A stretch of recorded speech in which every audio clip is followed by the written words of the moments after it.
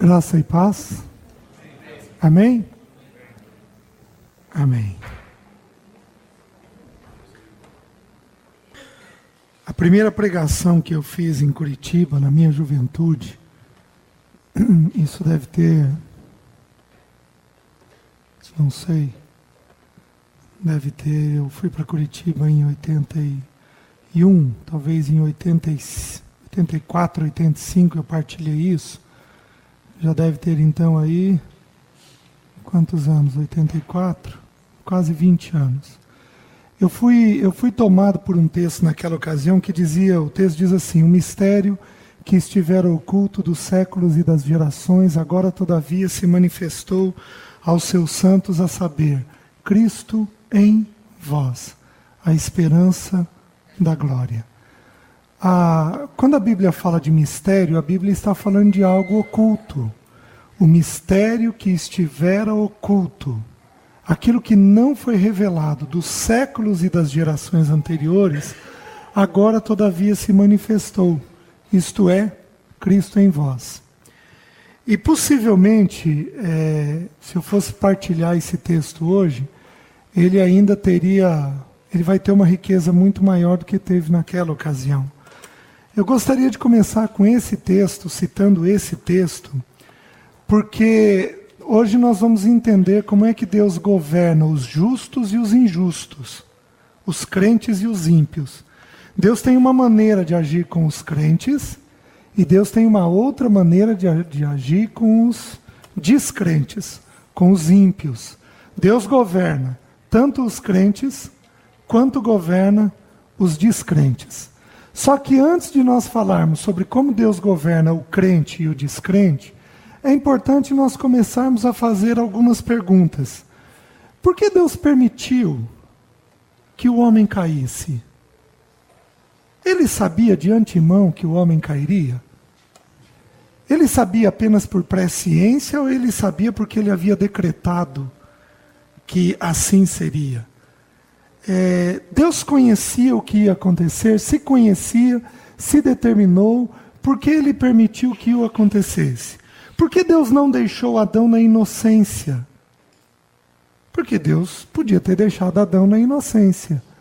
Ou seja, bastaria Deus não plantar a árvore do conhecimento do bem e do mal. Pronto. Adão seria inocente, e eu e você, como filhos de Adão, também seríamos inocentes. Ou seja, viveríamos neste mundo sem pecado nenhum. Por que Deus planta uma árvore, obviamente dando ao homem a escolha do que ia acontecer, mas já sabendo de antemão o que ia acontecer? Será que Deus, que houve da parte dele a permissão para que isso acontecesse? Obviamente que Deus não tenta ninguém, a Bíblia ensina isso. Mas nós precisamos responder essa questão antes de nós entrarmos na maneira pela qual Deus governa o crente e o descrente. O que Deus faz com o coração do crente e o que Deus faz com o coração do descrente. Romanos capítulo 11, versículo 36. Qual é o mistério que estivera oculto? Cristo em vós. Então guardemos isso. Todo o plano que Deus tinha na mente dele visava uma única coisa: Cristo em vós. Romanos capítulo 11, versículo 36. Romanos 11, 36. Esse é outro texto. Diz assim: porque dele, e por meio dele, e para ele, são todas as coisas. A ele, pois, a glória eternamente. Amém. Quem me explica esse versículo? Vamos lá. Um dos irmãos. Quem gostaria de explicar o versículo? Vamos lá, queridos. Arrisquem. É simples. O que o texto está falando? Vai lá, Cláudio. Tudo provém dele. Da onde a gente conclui que tudo provém dele? Por quê? Dele. e por meio e para.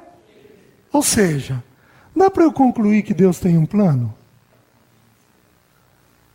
Seria estranho nós concluirmos que Deus tem um plano? Porque dele, e por meio dele, e para ele. Ou seja, ele pensa, ele executa, e ele recebe alguma coisa daquilo que ele executou. Porque dele, e por meio dele, e para ele, são todas as coisas. Ou seja, nós imaginarmos que tudo é ao acaso, ou que Deus depende de uma posição da humanidade para ele saber como ele vai agir, pode contradizer o texto. Porque ele está dizendo que porque dele, e por meio dele, e para ele, são todas as coisas. Queridos, Deus é um arquiteto. Ele é um arquiteto, a gente vai ver isso. Ele é um arquiteto. Pensa tudo, sonda tudo, sabe a maneira, sabe o jeito, sabe como conduzir, sabe o que fazer. Ele pensa as coisas antes de fazer. A Bíblia ensina que Deus é um Deus de ordem e decência. Abram, não abram. Mas se vocês abrissem o livro de Números, o que vocês veriam no livro de Números? Um Deus extremamente organizado. Cada tribo numerada, cada parte do território que foi dividido com os limites bem estabelecidos, as maiores tribos com as maiores partes, as menores com as menores, os levitas não tendo herança. Deus é um Deus extremamente organizado, mas muito organizado. Ele não é um Deus rígido na organização, como alguns de nós o são. Ele é apenas um Deus que pensa tudo por antecedência. Ele sabe onde ele quer chegar. Ele sempre sabe. Então Deus predeterminou tudo o que acontece. Ele governa o mundo segundo um propósito definido, ou ele governa o mundo ao acaso? Paremos e pensemos. Ele governa o mundo segundo um propósito definido, ou ele governa o mundo segundo o acaso? Ou seja, ele vai agindo à medida que eu e você vamos nos posicionando. Queridos, ele governa todas as coisas, porque dele, e por meio dele, e para ele, são todas as coisas. As ações de Deus, elas são como as nossas ações, sujeitas à alteração de circunstâncias, ou Deus tem um propósito eterno? Eu e você temos ações que estão sujeitas à alteração. Por exemplo, uma parte de nós deve estar programando o que gostaria de fazer nas férias. E muito possivelmente muitos de nós não vamos conseguir fazer o que nós estamos programando. Por quê? Porque nós estamos sujeitos às circunstâncias. Um chefe não paga, uma empresa não paga, o dinheiro não entra, uma doença vem, tem um cancelamento da reserva, qualquer coisa do gênero. Ou seja, eu e você estamos sujeitos a alterar planos, porque nós dependemos das circunstâncias. Mas será que Deus depende das circunstâncias? Ou será que Ele faz as circunstâncias? Será que alguma circunstância detém a mão dele?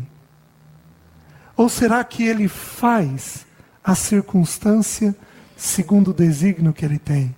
São perguntas que me foram feitas algumas vezes em leituras, em conversas, e queridos, a hora que nós começamos a ler as Escrituras, a gente vê a mão sustentadora de Deus atrás de todas as coisas. A gente vê. É impressionante. Deus sabe todas as coisas e delas tem presciência. O que é presciência? Pensa comigo. Presciência. Ter a ciência ter o domínio de um fato antes. Ou como o Serginho colocou, saber antes um determinado fato. Deus sabe tudo o que vai acontecer? Claro que sabe. Ele é Deus, Ele é onipotente. Ele sabe todas as coisas, Ele é onisciente. Sabe tudo o que passa dentro de nós. Ele conhece todas as coisas. Mas aí vem a pergunta. Ele sabe de antemão apenas, porque Ele é presciente, ou Ele sabe de antemão, porque Ele planejou? Ele sabe de antemão, porque Ele apenas é onisciente, ou Ele sabe de antemão, porque Ele planejou? Para e pensa. Queridos, muitos de nós, aliás, todos nós, vamos dizer sem uma vírgula de dúvida que Deus sabe tudo por antecipação. Mas eu digo sem medo de errar. Poucos de nós vão afirmar com convicção que Deus sabe tudo o que vai acontecer porque Ele próprio planejou. Poucos de nós teríamos essa coragem. E queridos, esse é o Deus que a Bíblia apresenta. É o Deus que programa. Vou dar um exemplo para os irmãos. Um único exemplo. Vamos olhar a crucificação. Certo? 1 Pedro 1,20. Eu poderia ler este versículo e nós encerrarmos aqui.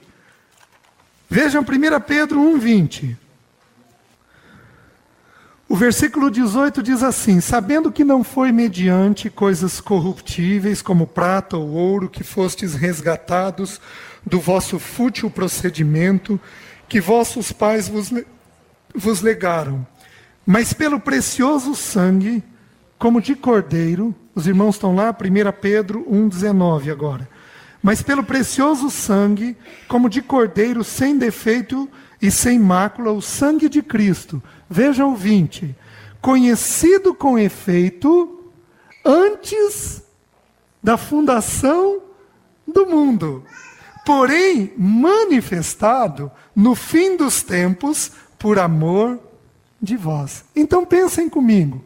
O sangue de Cristo foi conhecido quando? Antes da fundação do mundo. Porém, ele só foi manifestado nos últimos tempos. Aí vamos pensar um pouco. Quem foi que colocou Herodes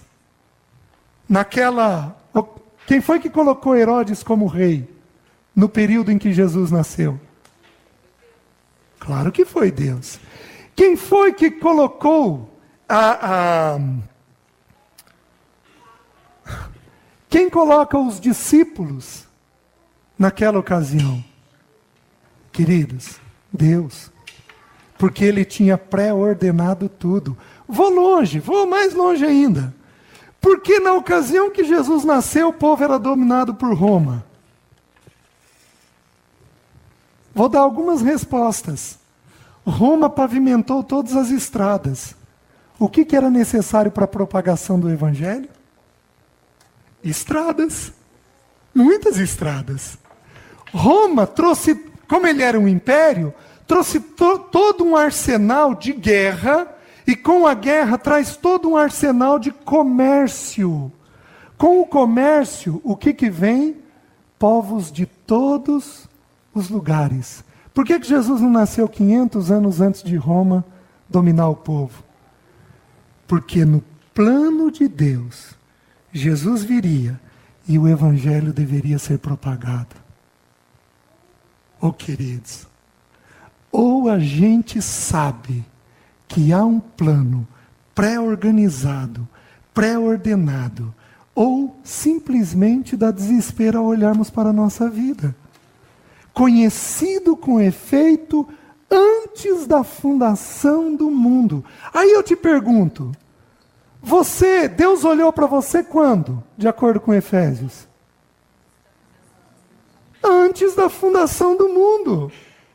Vocês acham que é à toa que eu casei com quem eu casei? Que eu estou tendo os filhos que eu estou tendo? Vocês acham que é à toa que Deus me colocou na profissão que me colocou? Vocês acham que é à toa que Deus colocou você na profissão que colocou? Levou você a casar com quem você casou? Queridos, tem um plano organizado lá atrás, onde o Senhor da criação domina as centenas de milhões de peças que existem nesse plano. Ele é capaz de dominar peça por peça desse plano, para que tudo se encaixe, para que tudo venha na hora certa, da maneira certa, com o cuidado certo. Por que alguém pregou o evangelho para você quando você estava angustiado? Porque antes da fundação do mundo, Deus promoveu aquela crise para você, para que você ouvisse o evangelho. E Deus preparou aquela pessoa e chamou aquela pessoa para que você fosse para que ela fosse até você. Oh, gente, há um plano cuidadoso, gentil e amoroso sobre as nossas vidas. Vejam Atos 2:23. Atos 2:23.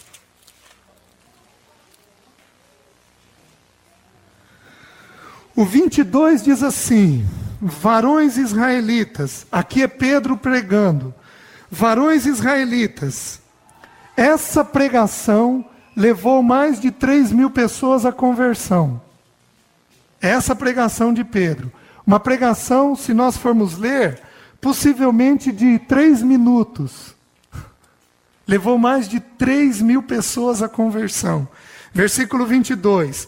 Varões israelitas, atendei a estas palavras. Jesus, o Nazareno, varão aprovado por Deus diante de vós com milagres, prodígios e sinais, os quais o próprio Deus realizou por intermédio dele entre vós, como vós mesmos sabeis, sendo este entregue pelo determinado desígnio e presciência de Deus.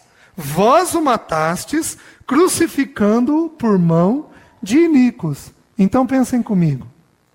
Quem que matou Jesus? Porque Pedro está dizendo assim, vós o matastes.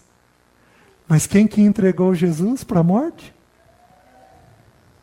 O plano, sendo este entregue pelo determinado desígnio e presciência. Olhem o cuidado do Espírito Santo. O que veio antes da presciência? Ou seja, o plano. Deus traçou um plano, e aí então ele sabia o que ia acontecer, porque antes tem um plano traçado atrás daquilo lá. Quantas vezes, como crentes, nós ficamos ansiosos por causa da situação que a gente vive, e nós não temos o cuidado de olhar a mão de Deus atrás daquilo. Ele tem um plano, um desígnio tratado para mim e para você. Ele tem. Queridos, Ele tem. Nós vamos ter uma aula só sobre livre-arbítrio. Segura a pergunta então. Possivelmente daqui 2 aulas nós vamos estudar sobre o livre-arbítrio.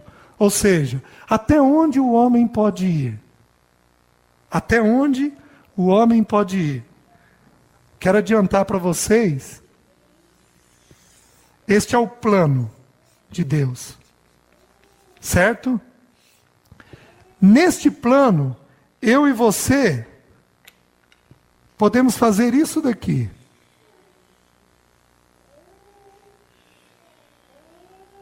Nós podemos fazer isso. Só que nós sempre vamos terminar aqui. Porque a Bíblia diz assim: estou plenamente certo de que aquele que começou a boa obra em vós, há de completá-la até o dia de Cristo Jesus. Queridos, ele pode negar uma promessa dele? A promessa dele diz o quê? Diz que no dia de Cristo Jesus, ele terá cumprido a obra dentro de mim e dentro de você. Qual é a obra dele? É nos colocar em Cristo. Ou seja, eu e você que o conhecemos, no último dia da nossa vida, estaremos aqui. A gente pode espernear, você pode subir, você pode descer, você pode brigar com a vontade de Deus, você pode recusar a vontade de Deus, mas Deus vai te conduzindo, porque Ele vai cumprir a promessa que Ele fez. Só que esse é um assunto delicado. Faz pergunta simples, Alcides. Ô, meu parceiro. Só que prestem atenção. Digamos que tem uma linha imaginária. Ou seja, onde se você sair daqui, você sai do plano controlador que Deus tem para você. Você, por mais que eu e você queiramos, isso daqui nunca vai acontecer. Porque Ele não perde o controle das nossas vidas. Porque Ele perder o controle é dizer, nesse vai e vem, eu diria para você que a queda de Adão está nessa linha. Foi um plano originalmente arquitetado. Por quê? Nós vamos tentar concluir aqui. Nós vamos tentar concluir isso através de um versículo, já completo.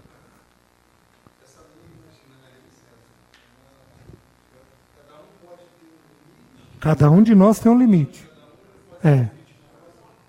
O fato é o seguinte: nenhum de nós consegue sair do controle de Deus.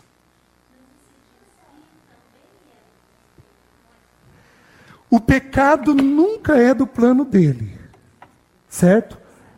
Ele sabe que nós vamos pecar. O pecado nunca está no plano de Deus. Tiago nos diz isso, que ninguém é tentado por Deus. Porque Deus não pode tentar a ninguém. Pelo contrário, cada um é tentado pela sua própria cobiça, quando esta o atrai e seduz. Digamos que Deus não quer, eu sou um jovem, conheço Ele, venho de uma família cristã, digamos que eu atinjo aí 18 anos, e Deus não quer, obviamente que Deus não quer, que eu vá para... Vamos colocar aí um exemplo. Eu comece a frequentar os jogos eletrônicos que tem por aí. Vamos colocar um exemplo, certo? Mas eu, desobedecendo a instrução dos meus pais, eu saio do plano central de Deus. Queridos, eu posso até sair do plano central, porque Deus não tem aquilo para mim. Mas isso daqui, eu nunca faria.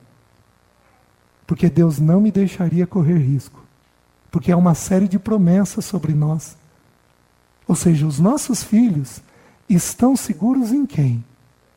Em Deus. Estou plenamente... desculpem. A palavra diz que ensina a criança no caminho que deve andar e ainda quando for velho, não se desviará. Ou seja, na velhice, digamos que esse rapaz de 18 anos trilhe um caminho em que ele não volte, ele foi instruído no Evangelho, e ele começa a trilhar um caminho que ele não volte tão cedo. A Bíblia está dizendo que aquele que foi instruído no Evangelho, ainda quando for, na velhice o que vai fazer? Deus o traz aqui, porque é promessa de Deus.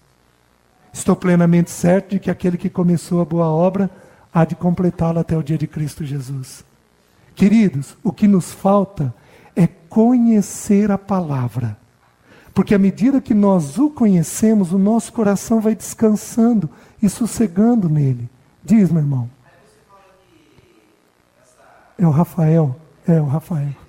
Se ela teve uma experiência genuína de conversão, eu acredito que ela volta. Agora, tem muitas experiências que não são legítimas. Tem muitas experiências que são mais um teatro. A gente tem que olhar a Escritura. Se a pessoa estiver vivendo fora do que Deus tem, ela deslizou para cima, para baixo.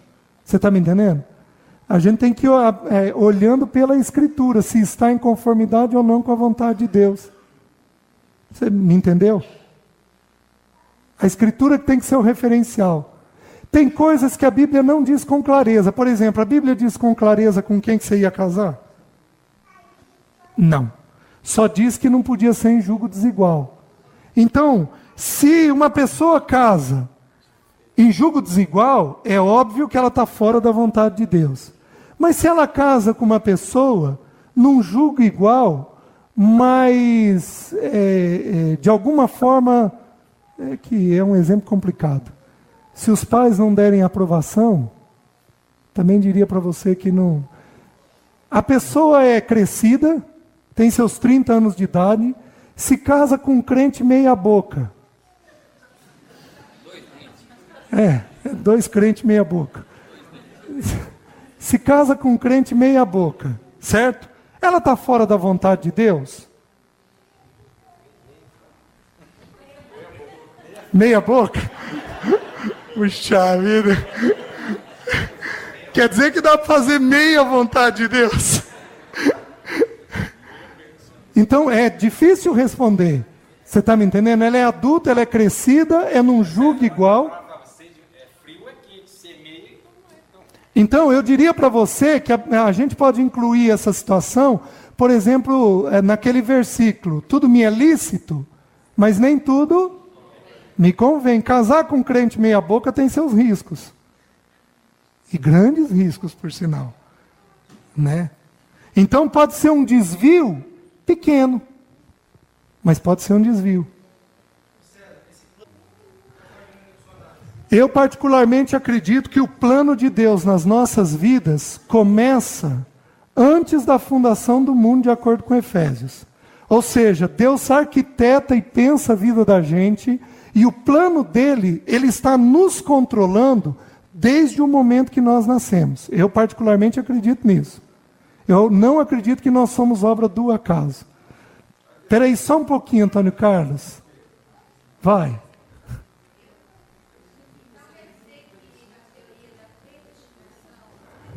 Não estou falando de salvação.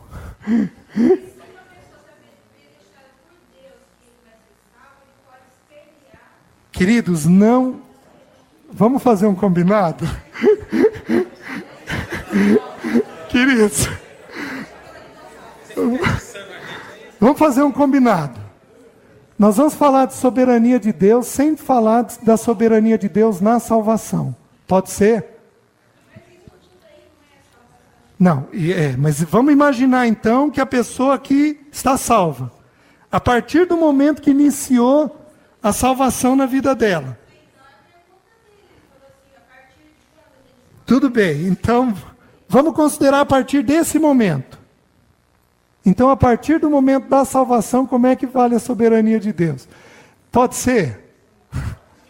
Porque esse é um assunto que 2000 anos de história não resolveram.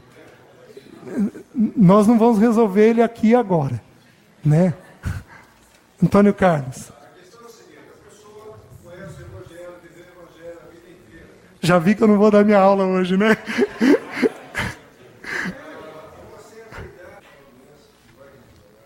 Certo. Certo. Certo. Certo. Então... Terrível você, né? Terrível. Então, o Antônio Carlos está colocando o seguinte: o sujeito se converte, vamos por aí 20 anos, fica de bom tamanho para você? Se converteu aos 20 anos. E ele ficou no Senhor até os seus 50 anos. Nos 50 anos, ele dá uma desviada. E aos 65 anos, ele ainda está desviado e ele tem Alzheimer. E Alzheimer degenera a mente. E ele tem Alzheimer antes de voltar para o Senhor. Ele está salvo ou não?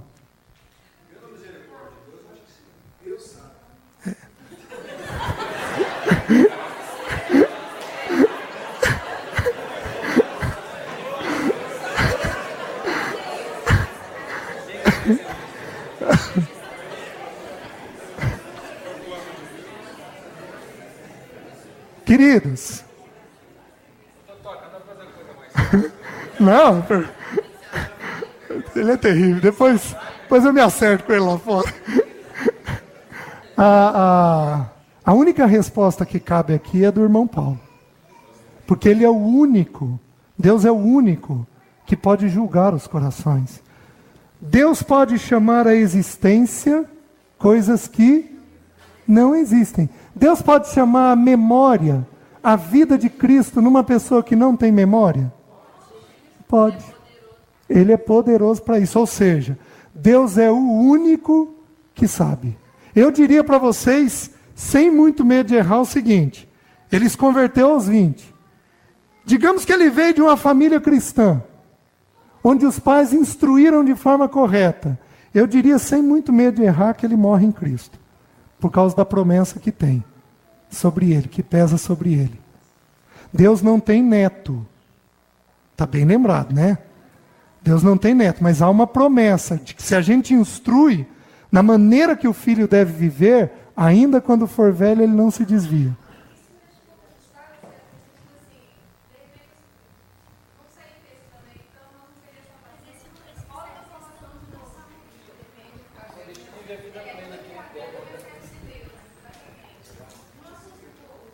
Tá. Certo.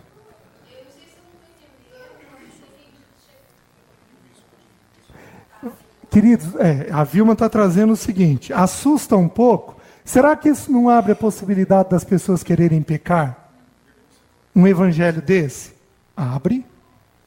Você está me entendendo? Por isso que o evangelho tem que ser pregado de forma que atrai a pessoa a Cristo e abomine o pecado.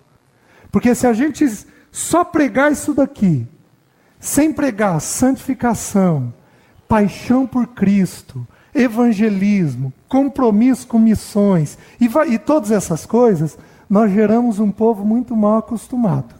Agora, nós também não termos a coragem de olhar isso, nos torna assustados. Você está me entendendo?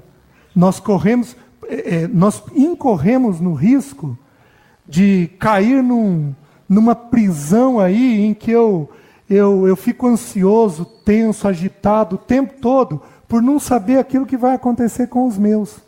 Queridos, nós temos que orar e que ser responsáveis descansando em Deus. Está dando para entender?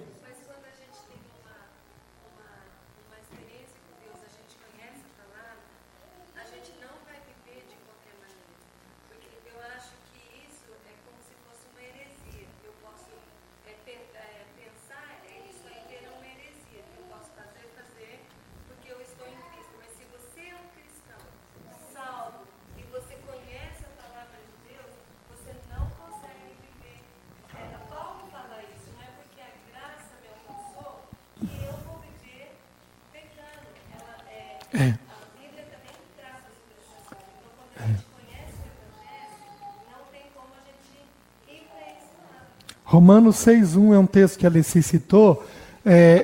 Paulo diz assim: que diremos, pois?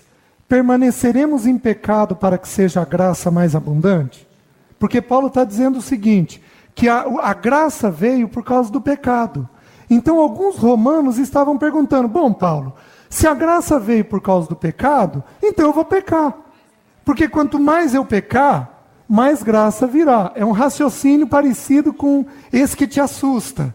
Você está me entendendo? Então, se eu vou ter graça de qualquer forma, eu vou pecar. Aí Paulo diz assim: de modo nenhum. Como permaneceremos nós no pecado, nós os que para ele morremos?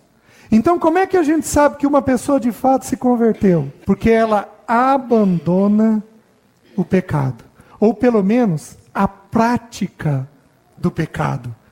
1 João diz assim, que todo aquele que nasceu de novo não vive na prática do pecado. Então, se uma pessoa insiste em voltar para a prática do pecado, é porque ele não teve uma experiência genuína com o Senhor. Espera aí só um pouquinho, nós temos 3 mãos.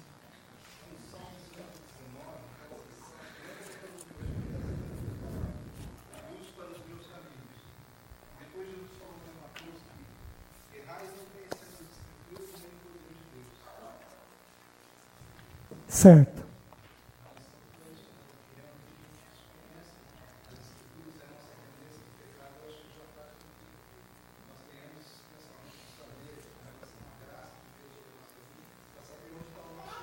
Aham. Eu vou seguir com os irmãos um raciocínio que num certo momento da minha vida eu passei a ter. Queridos, pensa comigo, o que dá mais segurança? Entregar a tua vida a você mesmo ou a Deus? O que dá mais segurança para você? Você ter o controle ou Deus ter o controle? Então, quando eu comecei a pensar na soberania de Deus, eu comecei a descobrir que se Deus tiver o controle, eu estou muito mais seguro do que se eu tiver o controle. Então, a soberania deixou de me assustar. E eu passei a querer estar em Cristo. Porque estando em Cristo, não importa o que role, eu estou seguro nele. E apenas nele. Então, para e começa a pensar. Nós fomos muito ensinados de que nós somos os responsáveis. Nós temos que cuidar, nós temos que cuidar, nós temos que cuidar. Queridos, derrame diante dele a tua vida e deixa ele cuidar. Dá muito mais segurança. Ele sabe o que fazer comigo e com você. Nós não sabemos. Se a gente for cuidar, nós corremos o risco de não cuidar bem das nossas próprias coisas. Então a nossa vida como um todo, quando eu penso na soberania e eu penso em entregar a Ele, isso descansa profundamente o meu coração. Certo? Nós temos duas mãos. Tinha uma aqui. Quem levantou? Vai lá.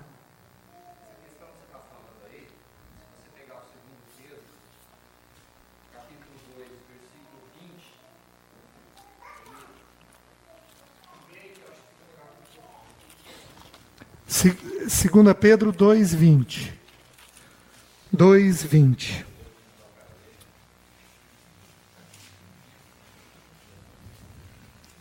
Portanto, se depois de terem escapado das contaminações do mundo, mediante o conhecimento do Senhor e Salvador Jesus Cristo, se deixam enredar de novo e são vencidos, tornou-se seu último estado pior que o primeiro. Pois melhor lhes fora nunca tivessem conhecido o caminho da justiça, do que após conhecê-lo volverem para trás, apartando-se do santo mandamento que lhes fora dado. Com eles aconteceu o que diz certo adágio verdadeiro: o cão voltou ao seu próprio vômito e a porca lavada voltou a revolver-se no lamaçal. Certo? Profundamente.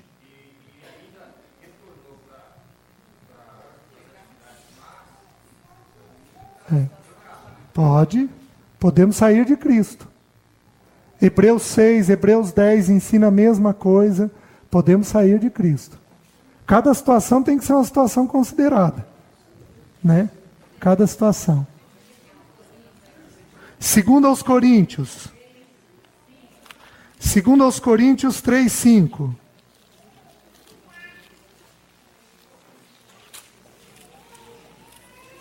Segundo aos Coríntios 3:5. E não que por nós mesmos sejamos capazes de pensar alguma coisa, como se partisse de nós. Pelo contrário, a nossa suficiência vem de Deus. Isso. Ou seja, a nossa suficiência sempre vem do alto. Queridos, eu não estou dizendo aqui que uma pessoa que tem uma experiência com o Senhor não pode deixar. Não estou dizendo isso.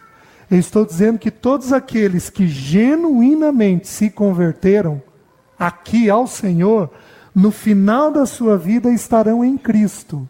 Ele pode até ter perdido o conhecimento de Cristo ao longo da vida.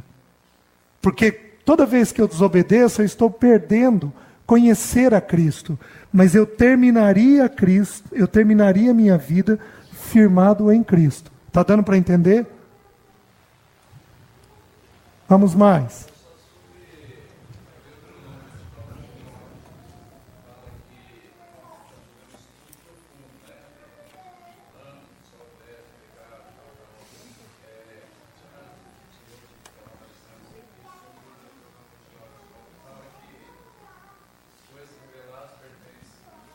A nós e ao nosso Deus.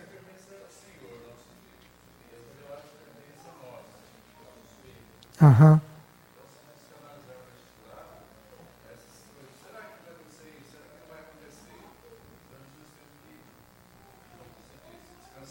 Descansar nele, isso. O que é revelado é nosso. É.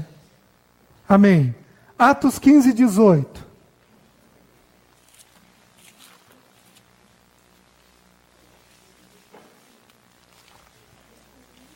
Atos 15, 18.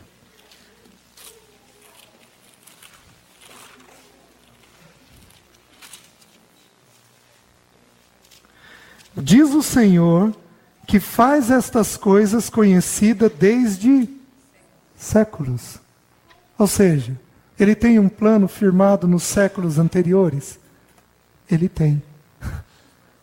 Ele tem um plano traçado, firmado nos séculos anteriores. Queridos, Ele tem. Certo? Ou seja, Deus cria todas as coisas. As profecias do Novo e do Velho Testamento, elas não são previsões do que sucederá. As profecias do Velho e do Novo Testamento são revelações daquilo que Deus determinou que vai acontecer. Elas não são previsões. Elas são revelações daquilo que Deus já determinou. Por exemplo, Cristo virá. Amém? Maranata, Senhor, vem mesmo. Cristo virá. O anticristo reinará. Reinará. Ele será preso por um determinado período? Ele será. O Senhor o destruirá com o sopro da sua boca? O destruirá. Isso são previsões? Não. Isso são revelações de coisas que o Senhor determinou que vão acontecer. Por quê? Porque Ele tem um plano eterno, conhecido, sabido, pensado, entendido, compreendido, desde antes da fundação do mundo.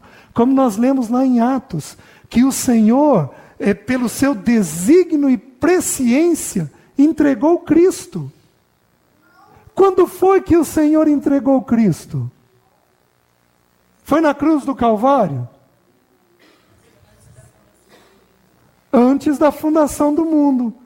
Desde que o mundo foi fundado, sabe qual a primeira manifestação de que Cristo seria entregue? Vocês se lembram que um animal foi morto para vestir Adão e Eva? Quem era aquele animal? Cristo. Jesus era aquele animal. Ele que encobriu o pecado, a nudez de Adão e Eva. Então lá no Éden, Deus deu uma manifestação do que Ele faria na cruz. Só que Jesus foi entregue para ser morto, não no Éden. Jesus foi entregue para ser morto antes de Deus criar todas as coisas. Porque Ele cria tudo segundo um planejamento que Ele tem, segundo um desígnio que Ele tem. Deus deu para os dois a opção de não pecarem. Eles podiam não ter pecado. Isso também vem para a nossa vida até hoje. Eu tenho possibilidade de escolher não pecar. Certo. Ele tinha possibilidade, nós temos. Originalmente o plano de Deus não era dar Jesus então. Certo. Não, porque foi depois do pecado. Depois do pecado... Pode ter tido dois planos. Certo. O Marquinhos está perguntando. Marquinhos, espera aí só um pouquinho, deixa eu fazer todo mundo participar. O Marquinhos está perguntando o seguinte: Deus desejou que Adão e Eva pecassem? Não, porque aí dizer que Deus é conivente com o pecado. E Tiago não nos ensina isso. Tiago nos ensina que Deus não tenta a ninguém. Nem a Adão ele tentou. Aí então vem a outra pergunta. Então Jesus, só foi determinado que Jesus morreria depois. Eu não entendo assim. Eu entendo que, de acordo com Pedro, Jesus foi entregue antes da fundação do mundo. Lembra o primeiro versículo que nós lemos? 1 Pedro 1,20. Vamos lá. Vamos voltar em 1 Pedro 1,20. Esse versículo é importante.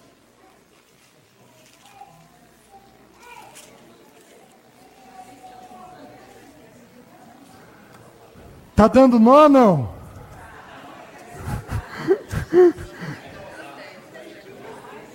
Quantos estão sem nó, digam amém. Quantos estão com nó, digam misericórdia. Misericórdia, Senhor, deles e de mim. O que eu vou fazer?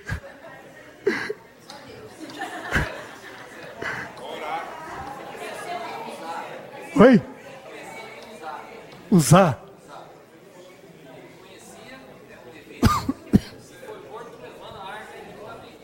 Aham. Deus pré-ordenou isso.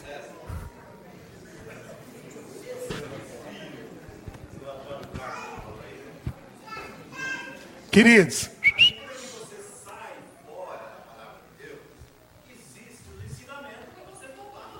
isso.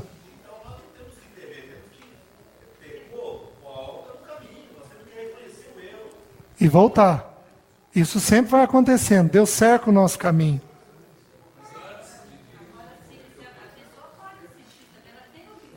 Tem. Queridos, nós vamos ter uma aula só sobre livre-arbítrio. O irmão Paulo vai dar essa aula.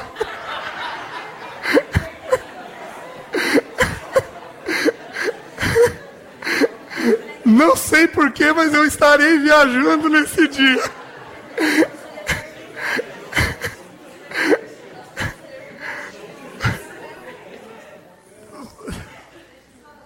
Tá.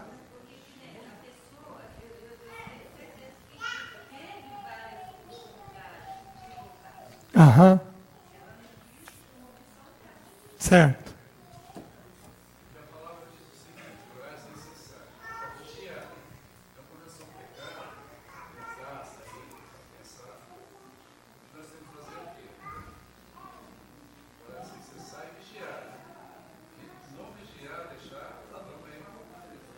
Certo. Ele rouba. Atos 1, 1 Pedro 1,20. O 19 diz assim: mas pelo precioso sangue, como de cordeiro, sem defeito e sem mácula, o sangue de Cristo. Olha lá, Marquinhos. 1 Pedro 1, 19 e 20. Mas pelo precioso sangue, como de cordeiro, sem defeito e sem mácula, o sangue de Cristo, conhecido com efeito antes da fundação do mundo. Queridos, se nós formos pensar que o sangue de Cristo foi conhecido antes da fundação do mundo, Jesus foi morto quando? Antes da fundação do mundo. Ele foi morto antes. Deus sabia que o homem ia pecar. Deus sabia que o homem ia pecar, porque o sangue de Cristo foi conhecido antes da fundação do mundo. Então Deus sabia que o homem pecaria.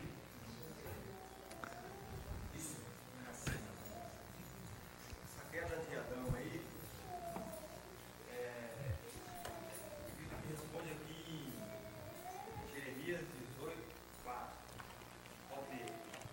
Jeremias 18:4. Jeremias 18:4. A palavra diz assim: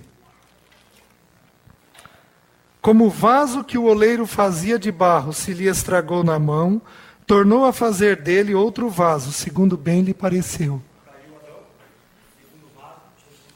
Segundo Adão. Cristo. E quando é que Deus programou isso? Antes da fundação do mundo. Ou seja, guardem isso. Se Deus teve um plano em Cristo antes da fundação do mundo, Ele tem comigo e com você. Um plano antes da fundação do mundo. Isso é claríssimo. Certo? Salmo 33:11. Salmo 33:11.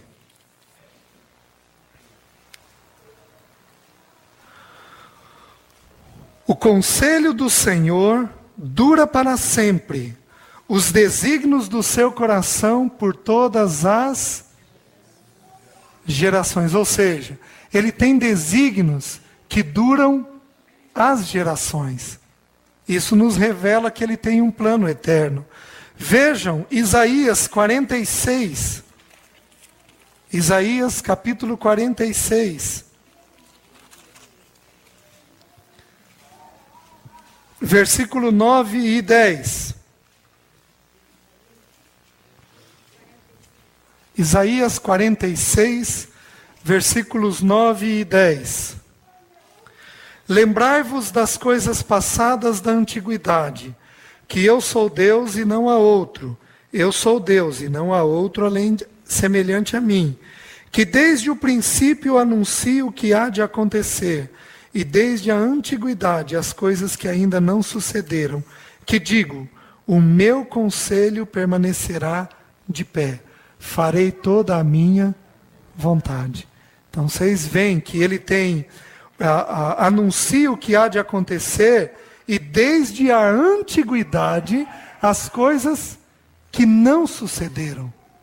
Desde a antiguidade as coisas que não sucederam. E ele fará toda a vontade dele permanecer. Então, qual foi o grande propósito de Deus em ter criado tudo? Por que Deus plantou a árvore do conhecimento do bem e do mal se ele sabia que Adão cairia?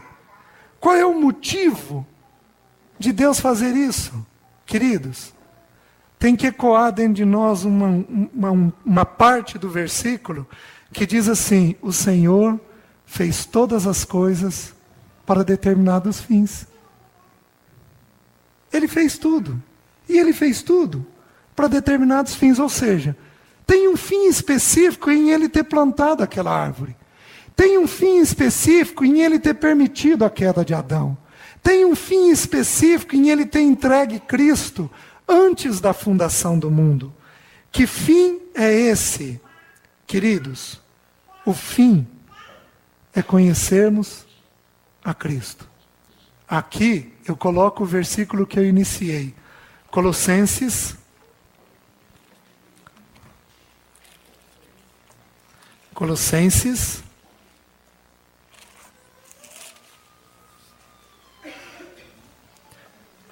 Capítulo 1, versículo 26. Diz assim: o mistério que estivera oculto dos séculos e das gerações, agora todavia se manifestou aos seus santos, aos quais Deus quis dar a conhecer qual seja a riqueza da glória deste mistério entre os gentios. Isto é, Cristo em vós, a esperança da glória. Qual é o mistério? Cristo em vós. Ou seja, por que Deus criou todas as coisas? Para colocar numa igreja o caráter dele. Para colocar na igreja o caráter dele. O mistério é Cristo em vós. Ou seja, tudo aquilo que ele pré-ordenou desde antes da fundação do mundo tem uma única finalidade: Cristo em vós, a esperança da glória. Deus torna um músico na presença dele, porque através daquela música, Deus vai forjar Cristo. Deus torna um outro um pregador. Deus torna um outro um diácono. Deus torna um outro uma pessoa que tem misericórdia e que cuida dos outros. Deus torna um outro mãe, para na maternidade gerar Cristo nos seus filhos. Deus tem um plano traçado para cada um de nós. E esse plano se resume nesse texto: Cristo em vós. A única coisa que nós vamos apresentar aquele dia é verdade. Até o diabo reconhece isso, porque ele treme diante da palavra. César, antes de você falar isso, eu tive uma clareza. Antes da fundação do mundo, Fica de pé, queridos, ouçam a Ellen. Deus falou antes de você começar a falar. Qual o propósito de Deus te gerar? Foi formar Cristo em você. Ele pensou em você antes da fundação do mundo. Quando você foi gerada, Ele pensou em você. Ele sabia a igreja que Ele ia colocar perto de você. Ele traçou todo um plano para fazer isso acontecer. Amém? Amém.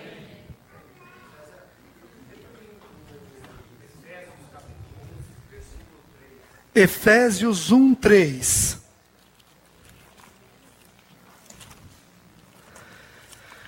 Efésios 1:3. 3 e 4.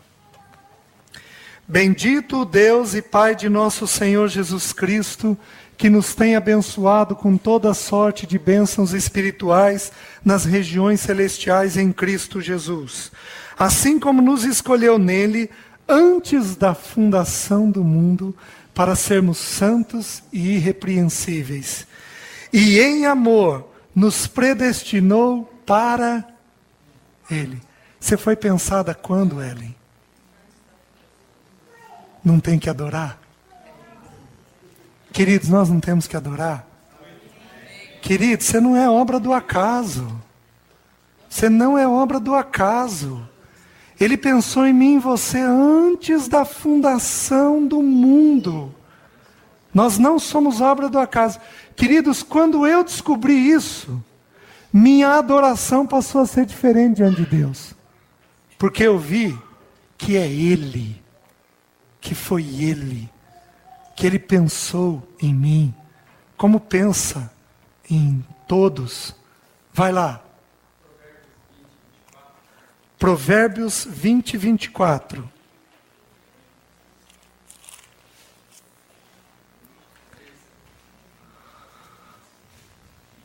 Olha que versículo lindo.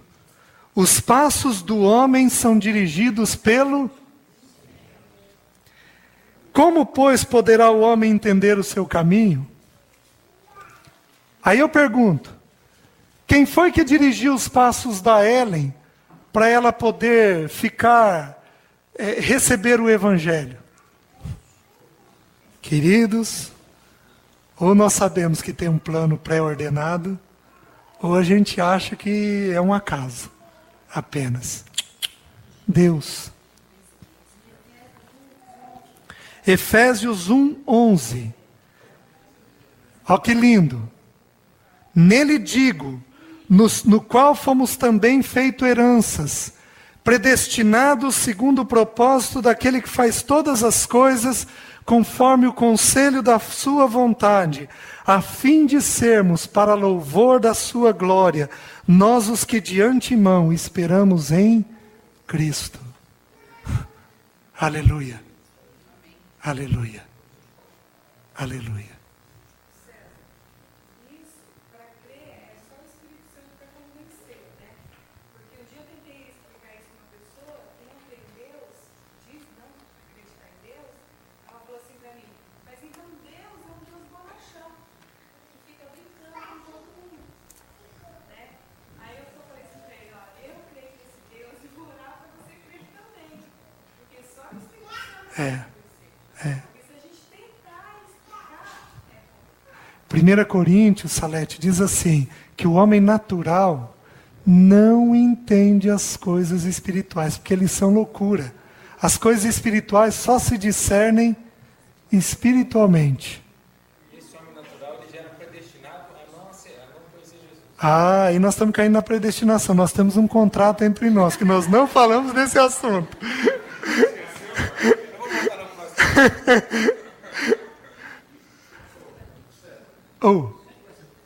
Vai.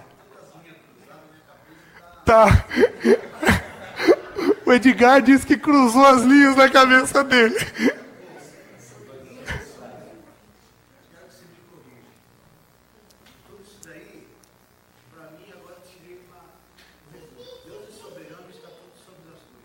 Isso.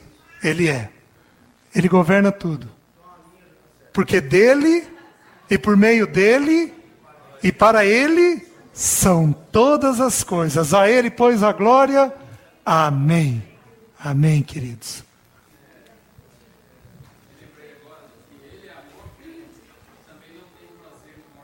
Não tem prazer na morte do ímpio. A Bíblia ensina isso. Amém. Muito bem. Muito bem.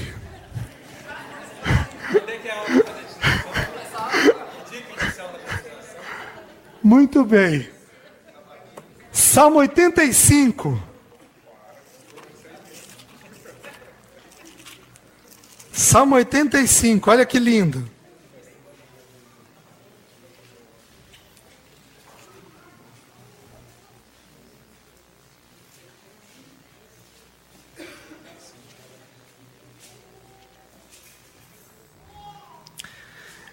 Salmo 85, versículo 10.